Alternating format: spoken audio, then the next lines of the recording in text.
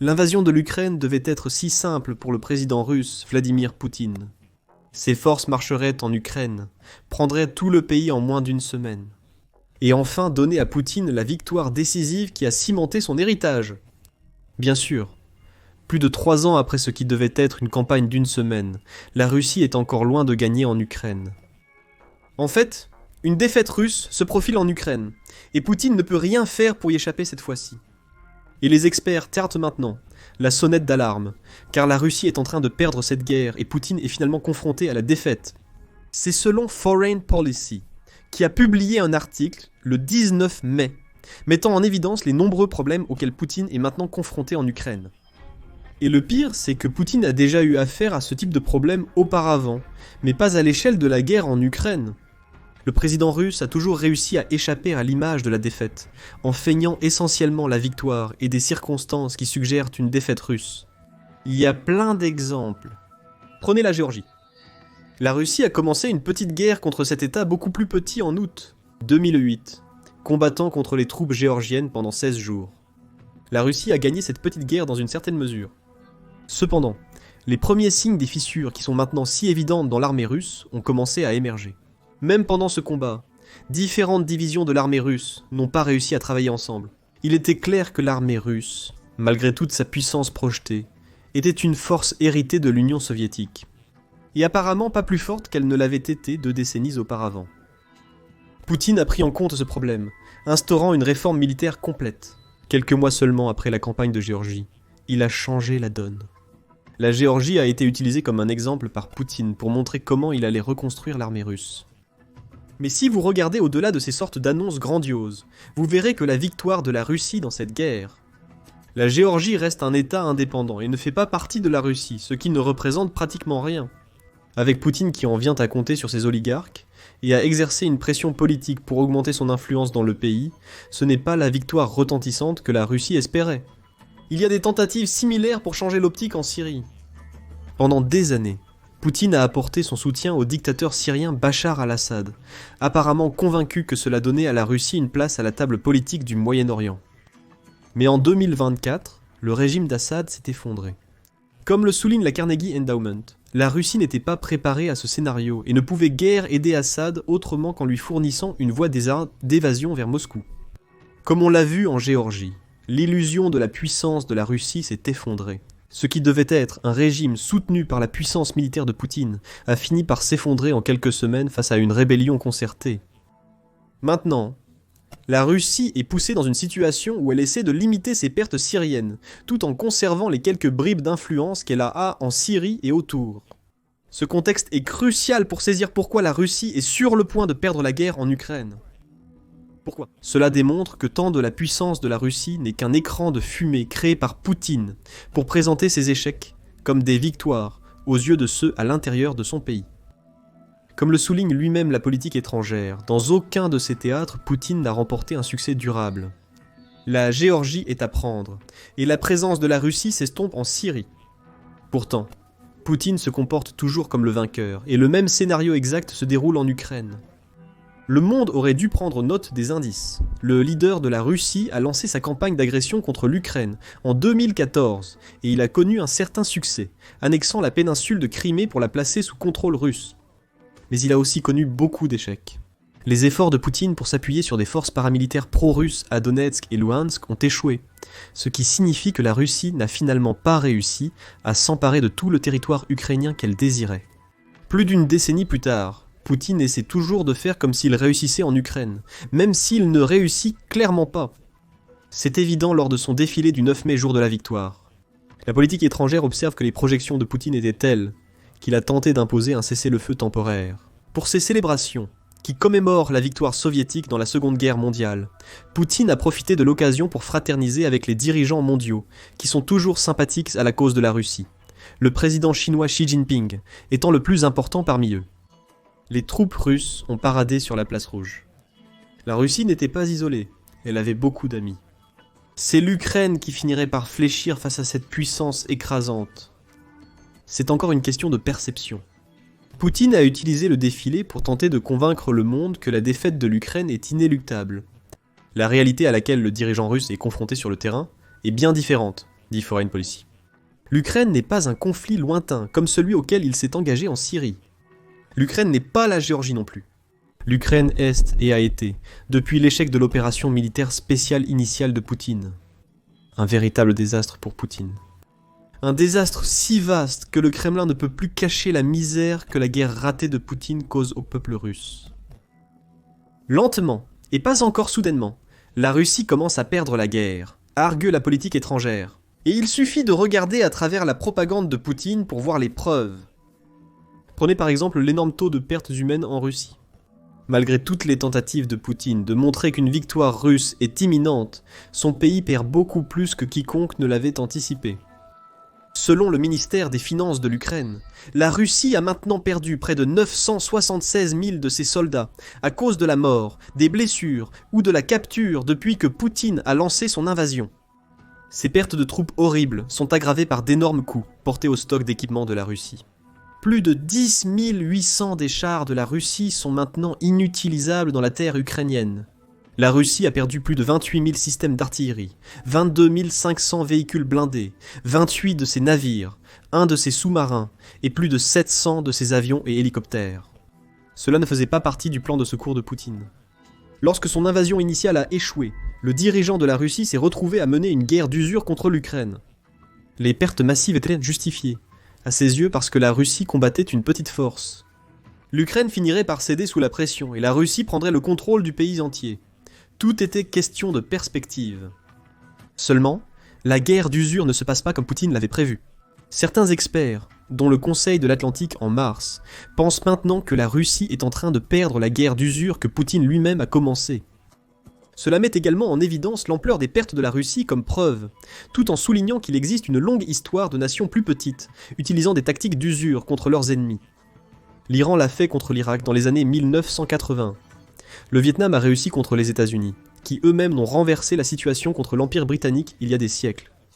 Maintenant, l'Ukraine inflige le même type de dommages à la Russie, renversant l'image que Poutine veut créer d'une force russe écrasante qui déferle sur l'Ukraine. Ces problèmes sont aggravés par d'autres problèmes qui démontrent à quel point la Russie est plus faible que ce que Poutine veut révéler. L'économie de la Russie est un problème majeur qui sous-tend tous ses échecs militaires. Comme le note Foreign Policy, l'obsession de Poutine pour la victoire en Ukraine a endommagé l'économie de son pays, au point où la victoire qu'il désire maintenant est pratiquement impossible. Poutine a pu cacher ce problème lorsqu'il a commencé sa guerre. L'afflux initial de travail généré par l'invasion de l'Ukraine a stimulé la croissance économique russe, atteignant 5% durant les premiers mois. Des rapports récents indiquent un ralentissement significatif de la croissance économique russe, approchant la stagnation. De plus, la guerre de Poutine a surchauffé le marché du travail russe, au point qu'il doit faire face à une inflation dans la région des 10%. Et avec une guerre commerciale entre les États-Unis et la Chine en plein essor, Poutine pourrait bientôt faire face à un avenir où la chute des prix de l'énergie et moins de commerce avec la Chine détruisent les derniers vestiges de l'économie russe. L'économie russe n'est pas encore détruite. Le Centre d'études stratégiques et internationales, ou Centre d'études stratégiques et internationales, l'a clairement indiqué dans un article d'avril. Cependant, il souligne aussi les défis futurs de la Russie. D'ici 2030, dit le Centre d'études stratégiques et internationales, la Russie manquera de 2,4 millions de travailleurs. Le nombre pourrait être plus élevé si Poutine continue la guerre en Ukraine. La Russie est déjà bien partie pour avoir perdu plus d'1 million de ses habitants d'ici la fin de 2025. Cela, associé au déclin naturel de la population, annonce de graves problèmes pour l'avenir du pays. Tout cela se traduit par des problèmes économiques actuels et futurs pour la Russie. Poutine doit injecter plus d'argent dans son armée, mais la Russie génère moins de liquidités et son économie est au point mort. Plus Poutine insiste, plus ces problèmes s'aggraveront, transformant un présent déjà dommageable en un futur destructeur. Aggravant encore ces problèmes, c'est la situation politique de la Russie que Poutine peut offrir à son peuple. Dit la politique étrangère est un poutinisme sans fin. La mascarade de victoire du leader russe pourrait être acceptable s'il parvenait à la maintenir. Mais Poutine se trouve maintenant dans une position où il est coincé dans un coin serré de pression politique, à la fois à l'intérieur et à l'étranger. Cela finira par affecter le dirigeant russe. En ce moment, Poutine essaie d'éviter toute la pression qui lui est imposée pour accepter un cessez-le-feu avec l'Ukraine. En apparence, Poutine semble quelque peu désinvolte à propos de toute l'idée d'un cessez-le-feu. Il agit certainement comme s'il n'était pas inquiet, à l'idée de subir d'autres sanctions, s'il refuse d'accepter. Il a également fait plusieurs commentaires sur la façon dont les conditions actuelles du cessez-le-feu ne satisfont pas la Russie, suggérant qu'il n'est pas pressé car il croit que ses forces gagnent la guerre en Ukraine. Mais sous cette façade, il doit faire face aux problèmes économiques déjà mentionnés, à la pression constante des États-Unis et à l'augmentation constante du coût du recrutement dans son armée. Selon la fondation Jamestown, les problèmes s'accumulent. Un accord de paix compromis obligerait Poutine à passer d'un chef de guerre à un gestionnaire d'une crise domestique complexe, dit-il. Et il n'est pas préparé à une telle réduction. C'est là que Poutine s'est peint dans un coin. Il sait qu'il doit mettre fin à la guerre pour sauver son pays malade, mais il ne peut pas arrêter son invasion, car cela le met dans une position où il doit résoudre les problèmes qu'il a créés. Alors il continue à avancer avec sa guerre, espérant que les défis croissants auxquels la Russie est confrontée disparaîtront. La Russie ne résoudra pas ces problèmes flagrants dans la situation actuelle, selon Foreign Policy. Si la Russie gagnait en Ukraine en prenant d'immenses étendues de territoire, Poutine pourrait le dire à son peuple. Il n'avait qu'à endurer quelques mois de plus de difficultés avant que sa victoire n'apporte une manne économique. De même, si la Russie était sur la défensive, les problèmes économiques, diplomatiques et politiques internes que Poutine a créés pourraient être pardonnés. Voici la situation en Ukraine. La guerre contre la Russie n'a pas apporté la prospérité économique au pays, qui a perdu des milliers de vies. Mais le président ukrainien, Volodymyr Zelensky, peut justifier tous ces problèmes parce qu'il sait, lui et son peuple, que l'Ukraine cesse d'exister. S'il capitule, Poutine ne peut pas faire ça. Le voile est levé, révélant la véritable nature de la Russie aux yeux du monde. Un pays qui est plus faible que quiconque ne le pensait militairement, et qui lutte maintenant sous le poids du désir de Poutine de maintenir l'illusion de la victoire. Tout cela pourrait signifier que la Russie est au bord de l'effondrement en Ukraine. Mais la politique étrangère souligne que Poutine est maintenant confronté à deux dilemmes militaires clés, qui ont rendu la défaite de la Russie inévitable. L'un de ces dilemmes précédemment évoqués ici est que la Russie a du mal à progresser en Ukraine. Pokrovsk en est dans la preuve. Cette petite ville a été une cible de Poutine pendant une grande partie de la guerre en Ukraine, et il est facile de comprendre pourquoi. Pokrovsk est l'un des bastions les plus importants de l'Ukraine, sur le front est de la guerre. Non seulement parce que c'est un hub logistique vital que l'Ukraine utilise pour approvisionner ses troupes à Donetsk. La ville se trouve à seulement 12,4 miles de la frontière administrative de Donetsk, que Poutine cherche à atteindre. Il essaie depuis l'invasion ratée de 2014, car atteindre cette frontière lui permet de prétendre qu'il contrôle Donetsk. Pourtant, Pokrovsk n'est pas plus proche de tomber sous le contrôle russe qu'elle ne l'était lorsque Poutine a lancé son invasion de 2022. La situation est si mauvaise pour la Russie qu'elle cherche maintenant des moyens de contourner la ville, plutôt que d'envoyer des milliers de soldats dans des assauts inefficaces. Pokrovsk est un microcosme de la situation bloquée à laquelle la Russie est confrontée dans toute l'Ukraine. En avril, l'Institut pour l'étude de la guerre, et le ministère de la Défense du Royaume-Uni, ministère de la Défense, ont publié des chiffres soulignant une forte baisse du territoire conquis par la Russie. 2024. L'Institut pour l'étude de la guerre le dit. La Russie a revendiqué 165 miles carrés de l'Ukraine en janvier, le ministère de la Défense indiquant qu'il s'agissait de 126 miles carrés. En février, la Russie a revendiqué 137 miles carrés de l'Ukraine, selon l'Institut pour l'étude de la guerre, ou seulement 76 miles carrés, selon le ministère de la Défense. La situation empire. En mars, la Russie a revendiqué entre 55 et 78 miles carrés selon les sources. Dans tous les cas, ces chiffres montrent que les avancées de la Russie fléchissent à un moment où Poutine ne peut pas se permettre le ralentissement. N'oubliez pas non plus que le ralentissement de mars a eu lieu au début du printemps, ce qui signifie que le mauvais temps que Poutine aurait pu utiliser pour justifier le faible. Les prises de territoire en janvier et février ne s'appliquent plus. La réalité est que l'élan que Poutine prétend avoir est encore un autre de ses écrans de fumée. Le Télégraphe a souligné à quel point cette perte d'élan est devenue grave. En mars, la Russie a revendiqué 5 fois moins de territoire qu'il y a 5 mois, alors que les taux de mortalité augmentent. Georges Barras de l'Institut pour l'étude de la guerre a expliqué le défi actuel de la Russie. Lorsque vous continuez à combattre après le point où vous avez été épuisé, et le point où vos opérations offensives de force dans Shkrokla sont culminées, vous pouvez continuer à combattre. Mais vous allez obtenir des rendements marginaux décroissants, dit-il. Votre taux d'attrition va augmenter, et vous ne serez tout simplement pas aussi efficace. Faites attention aux mots culminés dans cette citation. Barroso semble suggérer que Poutine a déjà lancé le meilleur de ce qu'il a contre l'Ukraine, et cela n'a pas fonctionné. Il lui reste à poursuivre ses attaques, en utilisant les résidus de l'armée russe, alors que les pressions économiques et de main-d'œuvre mentionnées précédemment s'intensifient.